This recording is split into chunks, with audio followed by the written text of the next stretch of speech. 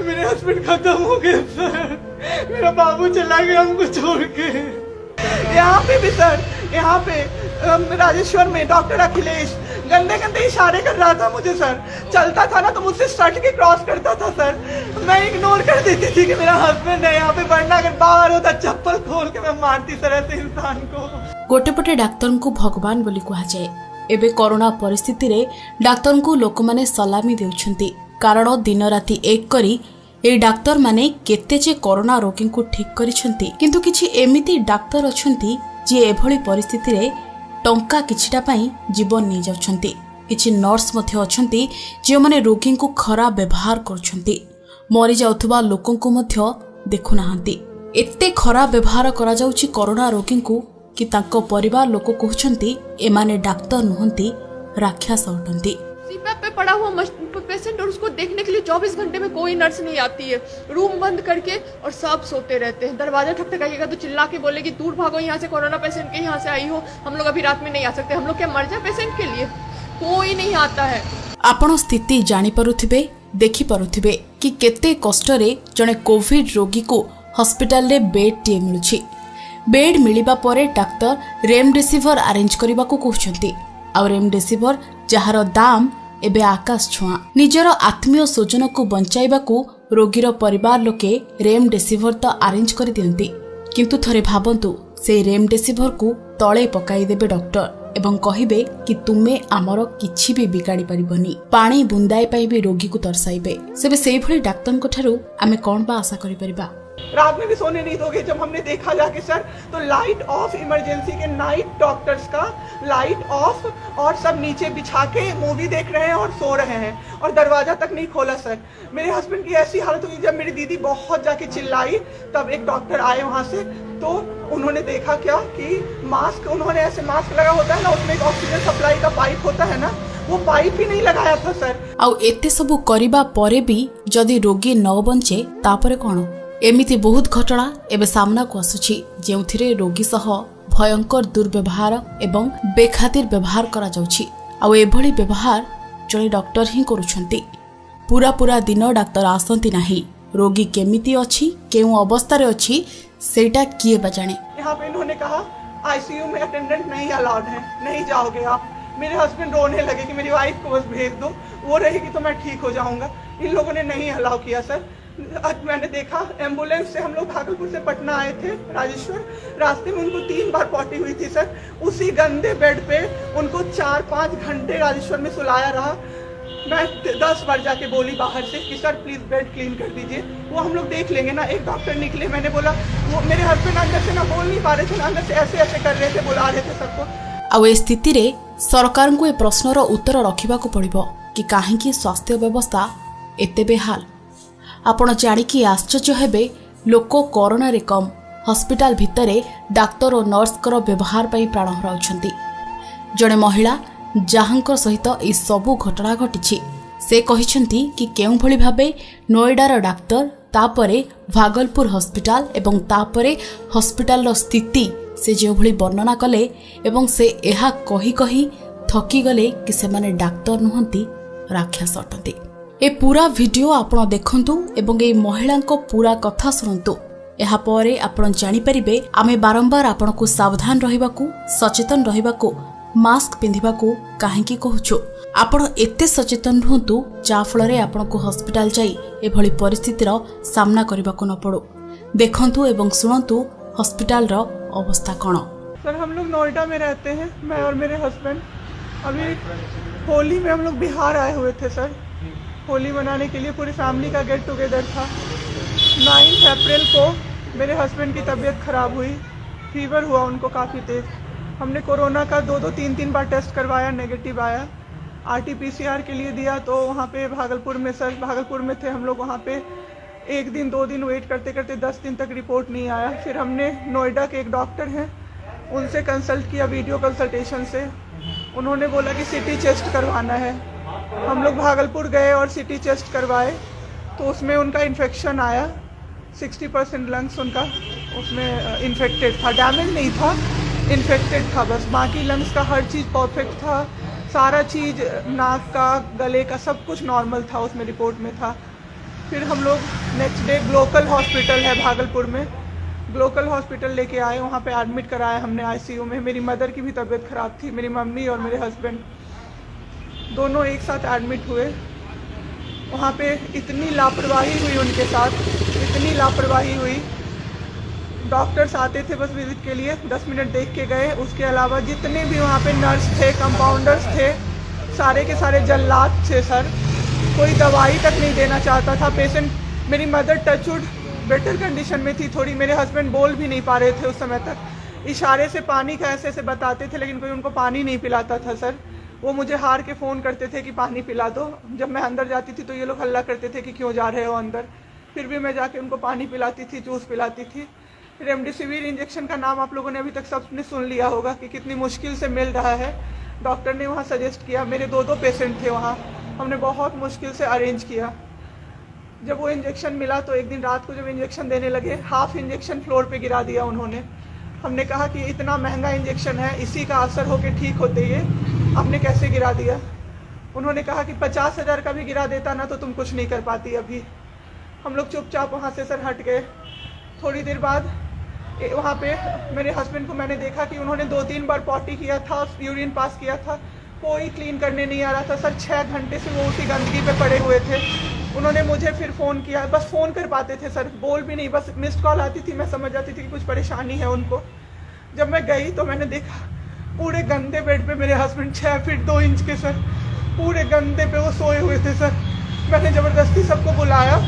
एक आदमी था ज्योति कुमार करके, ज्योति कुमार, सब लोग ध्यान से इसको कवर कीजिए। ज्योति कुमार एक कंपाउंडर था वहाँ पे। कौन सा हॉस्पिटल का नाम? Glocal hospital Bhagalpur. Jyoti Kumar compounder है वहाँ का, मतलब जो अटेंडेंट सब होते हैं ना वो है, लड़की नहीं है, लड़का है ज्योति कुमार। उसको मैंने रिक्वेस्ट किया कि भैया प्लीज़ आप मेरे हस्बैंड की मदद कर दीजिए, रात में ये लोग रुकने नहीं दे रहे हैं मुझे अपने पास, इनके पास। उसने बोला ठीक है ज़रूर मदद करूँगा, ये कह के, और मैं अपने हस्बैंड से बात करने लगी। इशारे से ही वो बात कर रहे थे, मैं बोल रही थी।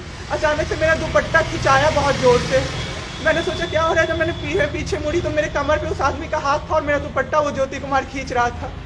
मेरी माँ पीछे से चिल्लाई, मेरे हस्बैंड ऐसे ऐसे होने लगे, पूरा पसीना उनको चल गया, कुछ बोल नहीं पा रहे थे वो। जब हम लोग ठीक थे ना, मैं बाहर निकलती थी ना, कोई मुझे ऐसे देखता था ना नॉर्मली ही, तो कहते थे आंख निकाल लूंगा, क्या सोच के इसको देख रहे हैं। और मेरे हस्बैंड उस दिन बेड पे पड़े हुए देखते रहे कि मेरी वाइफ का कोई दुपट्टा खींच रहा है। और जब मैंने उस आदमी को देखा ना तो वो मुस्कुरा रहा था। मैंने ऐसे दुपट्टा खींचा और मैं कुछ नहीं बोल पाई, डर से कि मेरे हस्बैंड यहाँ पे है, मेरी माँ यहाँ पे है, ये लोग कुछ कर देगा। इस डर से मैं कुछ नहीं बाहर निकली। मैं बाहर निकल के मैं दम से बैठ गई। वो आदमी मेरे पास फिर आया, मुस्कुरा के बोला मैं ध्यान रखूंगा। मैंने बोला ठीक है भैया आप ध्यान रखना। मैंने कुछ नहीं बोला उसको, कुछ भी नहीं। 2-3 दिन बाद ऐसे ही कोई सुविधा नहीं, कुछ नहीं। मेरे हस्बैंड की तबीयत उस दिन से बिगड़ी जब रात के 2 बजे में मेरी मदर के बगल वाले बेड पे एक अंकल, मास्क उनका हट गया था और वो अंकल चिल्ला के नर्स को बुला रहे थे। और मेरी मम्मी चिल्ला रही थी जल्दी आइए ये मर जाएंगे, जल्दी आइए ये मर जाएंगे। कोई नहीं आया और अंकल ने दम तोड़ दिया। ऐसे 3-4 लोग उस 2-3 दिन के अंदर दम तोड़े हैं, बिना केयर के, बिना नर्स के आए। सारी नर्स टेबल कुर्सी लगा के सो जाती थी, कहती थी पागल हो गए हैं हम ही, अब मर जाएंगे इस कोरोना के चक्कर में, अब तो क्यों जॉब कर रहे हो, छोड़ दो, आपकी जगह कोई और आ जाएगा। उसके बाद वहाँ से बाई पैप वहाँ उस हॉस्पिटल में नहीं अवेलेबल था। मेरे हस्बैंड की तबीयत एक दिन बहुत ख़राब हो गई, उन्होंने मायागंज रेफ़र कर दिया, भागलपुर मायागंज हॉस्पिटल। हम लोग अभी मायागंज आए, मायागंज की और हालत ख़राब। आईसीयू में 4 बेड था। मेरे हस्बैंड के बगल वाले बेड पे 4 लोग 6 से 7 घंटे में 4 लोग ख़त्म हुए। क्यों ख़त्म हुए?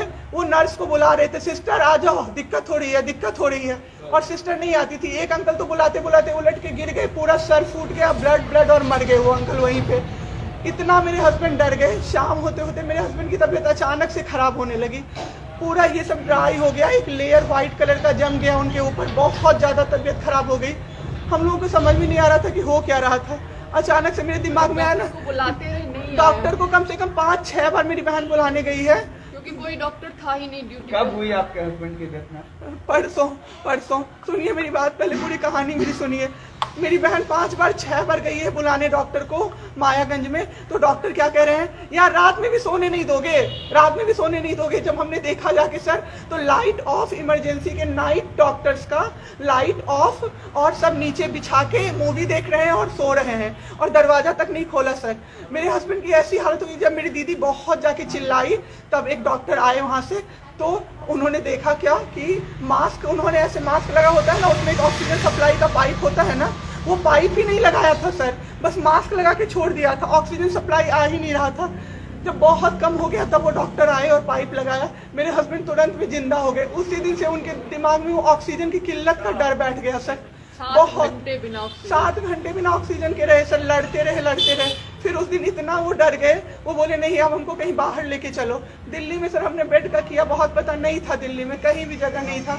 हम पटना आए, राजेश्वर हॉस्पिटल में सर पटना आए। यहाँ पे इन्होंने कहा आईसीयू में अटेंडेंट नहीं अलाउड है, नहीं जाओगे आप। मेरे हस्बैंड रोने लगे कि मेरी वाइफ को बस भेज दो, वो रहेगी तो मैं ठीक हो जाऊंगा। इन लोगों ने नहीं अलाउ किया सर। आज मैंने देखा एम्बुलेंस से हम लोग भागलपुर से पटना आए थे राजेश्वर, रास्ते में उनको 3 बार पॉटी हुई थी सर। उसी गंदे बेड पे उनको 4-5 घंटे राजेश्वर में सुलाया रहा। मैं 10 बार जाके बोली बाहर से कि सर प्लीज बेड क्लीन कर दीजिए, वो हम लोग देख लेंगे ना। एक डॉक्टर निकले, मैंने बोला, वो मेरे हस्बैंड अंदर से ना बोल नहीं पा रहे थे, अंदर से ऐसे ऐसे कर रहे थे, बुला रहे थे सबको। मैंने कहा सर वो बुला रहे हैं किसी को बाहर से, तो एक डॉक्टर मुझे कहता है अरे छोड़िए ना, वो छोड़ा तो ऐसे ही बौखला रहा है जब से आया है। मैं उस समय कुछ नहीं कर पाई सर। उसके बाद उनका ऑक्सीजन लेवल जब 37 हो गया, तब मेरे साथ मेरी दीदी थी, मेरे जीजा जी थे और मेरे जेठ थे। तब मैंने अपने जीजा जी को बोला कि अब मेरे से नहीं रहा होगा, मुझे किसी तरह से अंदर भिजवाइए। तब उन्होंने ज़बरदस्ती मुझे अंदर भेजा और 37 से 74 मैंने कर दिया 10 मिनट में। मेरे बाबू का ऑक्सीजन लेवल मैंने बढ़ा दिया। उसके बाद इन लोगों ने मुझे बोला, मैंने बोला सर अटेंडेंट अलाउड है, सारे के अटेंडेंट बैठे हुए थे। तो एक डॉक्टर ने मुझे बोला अटेंडेंट अलाउड नहीं रहेंगे तो कैसे काम चलेगा, सब तो कोरोना से बीमार पड़ रहे हैं, हम लोग कितना देखें, हम लोग क्या मर जाए खांसते खांसते सबको देख के। बैठिए चुपचाप और देखिए। 15 दिन तक सर एक टेबल पे एक लगातार मैं बैठी हूँ। आज 1 महीना पे मैंने ब्रश किया है सर, 1 महीने पे ब्रश किया है मैंने। बाबू को बहुत ठीक कर दिया। इतना स्ट्रॉ लगा के सर, मास्क के अंदर से स्ट्रॉ लगा के बाबू को मैंने जूस, दाल, रोटी सब कुछ पिलाया सर। इतने ठीक हो गए ना कि जो डॉक्टर फर्स्ट डे बोला था ये बचेगा नहीं, वो डॉक्टर सर 3-4 दिन बाद कहता है टचवुड क्या कर दिया आपने इनके साथ, ये तो एकदम ठीक हो गए, गजब का फाइट दिया आप दोनों ने मिलके। मुझे क्या पता था कि मैं फाइट दे रही हूँ और ये लोग मेरे बाबू को खत्म कर देंगे। इतना ऑक्सीजन का किल्लत सर, मेरा बाबू डर गया बहुत ज्यादा। ऑक्सीजन सिलेंडर देखता था और कहता था हाँ वो खत्म हो जाएगा, वो खत्म हो जाएगा। मैं कहती थी नहीं खत्म होगा बाबू। 1.5 घंटे के लिए सर ऑक्सीजन सप्लाई बंद रहता था। बाद में हमें पता चला ये लोग ब्लैक मार्केटिंग कर रहे हैं अंदर में ऑक्सीजन सिलेंडर का। जो अस्पताल वाले हैं ना, वो ऑक्सीजन सप्लाई बंद कर देते थे ताकि बेचैन होके लोग खरीदें उन्हीं से। हम भी खरीदे सर, मैंने भी खरीदा। क्या करते, हमें भी तो चाहिए था।